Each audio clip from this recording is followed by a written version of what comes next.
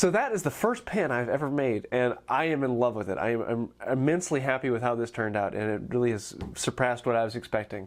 I really didn't want to make one because I didn't have a lathe, but I figured, you know, I can build one without a lathe. I've got chisels, I've got other things, let's make a pin.